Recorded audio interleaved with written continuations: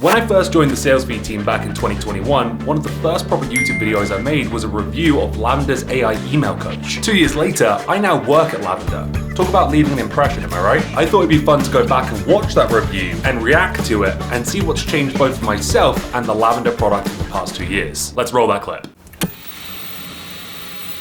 Lavender. Ugh, right off the bat, that haircut and that shirt, ooh, Will, what were you thinking? Is this a makeover video and I'm like the after?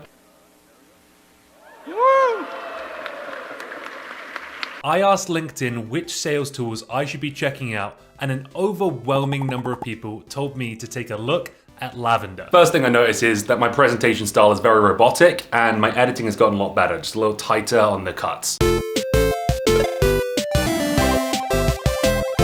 That intro was so cool when we first got that animated, having a little pixel version of myself. That said, I ended up cutting it shorter for future episodes because the analytics on YouTube showed a massive drop off during the intro. I've been following one of their co-founder, Will Allred, on LinkedIn. Great follow, by the way. And he's still putting out great email content today. Horrible boss though. I wanted to talk to someone who is already using the tool to get some idea of how they're getting value from using real life like coaching. Hey, that's Dorothy. She now works at Lavender on our sales team as well. Are you starting to notice a trend? I want to make sure that I'm experiencing lavender with all of my senses, which is why I pulled out the scented candle. That scented candle gag got a lot of love. My wife and I have a Bath & Body Works candle addiction. I don't have a lavender one here today, but I do have one called Leaves. I'll light it and try to recreate the ambience of the original video. Leaves. So hopping onto the website, the first thing I'm greeted by is this beautiful wizard. Uh-oh, new website, who dis? I've currently got F because I haven't used this yet. Formality analysis. This is super different. So that dashboard has actually had a complete design overhaul. It's a lot cleaner to look at now, but you can also check your performance over time, your increased reply rates while you're using Lavender, and your email sentiment and tone is now broken out into 2 different pie charts, which are much easier to look at than that spiderweb thing. There's also new tabs for coaching, and because I was only reviewing the pro plan and now I'm on a team, I can see my team's performance as well, of which right now I'm at the bottom of the leaderboard. I don't think it's a competition. Let's not make it a competition. This tells me some of the easiest ways that I can improve. For example, it's telling me that the lowest hanging fruit for me to improve on is my tone. Be happier and more friendly. Look, I can't help it if I'm a dry, sarcastic okay? That's just what I do. I can also jump through all my most recent emails, see if they're open, see what scores they were getting as well. So I've just written out a quick email to Armand here. So I got 87. That's pretty good. All right, for a direct comparison of what's changed in the product, I'm gonna rewrite that exact email as I did it back then. Okay, we got the same score, 87. Which, by the way, isn't a good score. You're aiming for over 90 if you want to improve your response rates by up to 20%. No spam detected.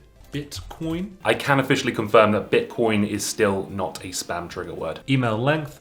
Your email is 79 words. Short and concise emails have the best chance of getting a reply. So when I originally wrote that email back in 2021, the best practices were to keep your emails under 100 words. Now, that best practice has changed to 50 words. Emails need to be even shorter in 2023 than they did in 2021. Okay, let's see what needs work.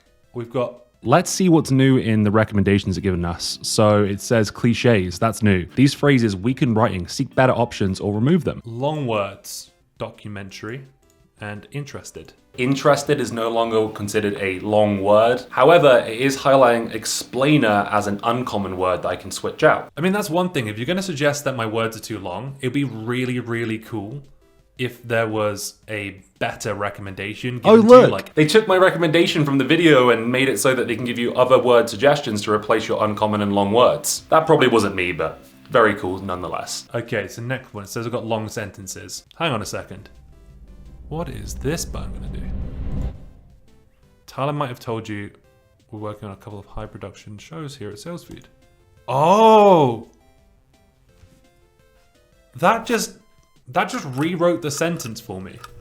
That's okay. I'm impressed. I'm really impressed. Suggest a concise sentence. The upcoming photo episode will focus on how to run a demo.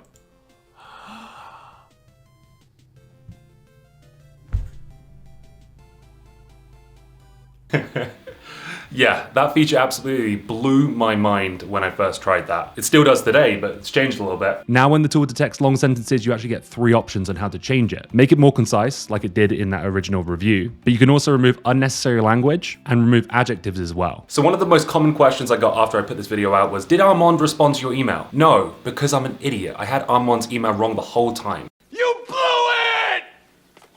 And little did I know that Lavender actually told me that it was an unverified email. I just didn't notice. Had I have ended up using Aman's correct email, it would have been verified. However, there's also now a personalization assistant in the tool. So you know when you're trying to personalize an email and you're looking on the prospect's website, their LinkedIn page, their company LinkedIn page, their job postings, you're switching tabs between all these different websites, your CRM even. Well, now Lavender brings that all into the email inbox to save you time jumping around. So I can pull up, let's say, tyler.lessard@vidyard.com, and now I can open up that personalization assistant and get some information about Tyler. Quickly, at a glance, I can see his recent social media posts, his work history. I could even check out his company Vidyard and get some more details on them. Look at all of their open positions and the breakdown of what department those open positions are in. See their most recent funding events. Even get potential insights on their tech stack. I can confirm this looks mostly accurate, but when I jump back to Tyler, Lavender actually provides me with good reasons that I could reach out to Tyler, ways that I could personalize the email to him. For example, on January 11th, Vidyard hired a new COO, Jonathan Lister. That means Tyler has a new boss. I could use that to personalize an email to either Tyler or even Jonathan. But wait, there's more. So during my time at SalesSpeed, I ended up doing around 17 episodes of Sales Tech Talks on different tools. The second review I ever did was of a tool called Crystal Knows, which gives you insights on your prospect's personality based on their LinkedIn profile. My biggest flaw of that tool was their pricing. It was $50 a month. Pricing,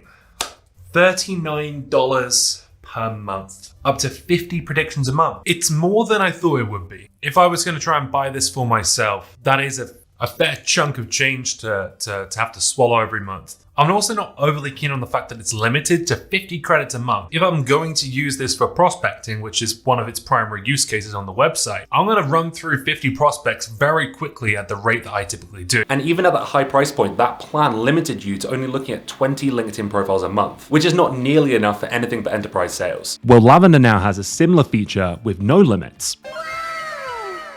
Now, there were a couple other things that were already in the product that I didn't take note of in that original review as well. Things like being able to track how many times your emails get opened. A whole GIF library so you can sprinkle in some humor into your follow-ups without having to go hunting for that perfect GIF. And it gives you a read on the sentiment of emails that you've received and gives you recommendations of how you should reply to mirror them. It'll even summarize long emails for you, so you'd have to read through all the chaff. Basically, Lavender is stacked. The pricing. There is actually a free plan. That said, does say here that if you're a student or a job seeker, you can use it for free. So the free plan and free trial still exist, and we'd still offer it for free to job seekers and students. And it's $19 a month. That doesn't seem like a lot of money to me. The pro pricing has gone up by about $10 per month. But you know what else has increased? The number of features, inflation, the cost of living. And let's be honest, talent like this doesn't come cheap. And I definitively give Lavender 5 out of 5 stars. I would still give Lavender a 5 out of 5 stars, hence why I joined the company. However, I'm no longer coming from a non-biased standpoint, so let me know, what do you think? Was that review any good?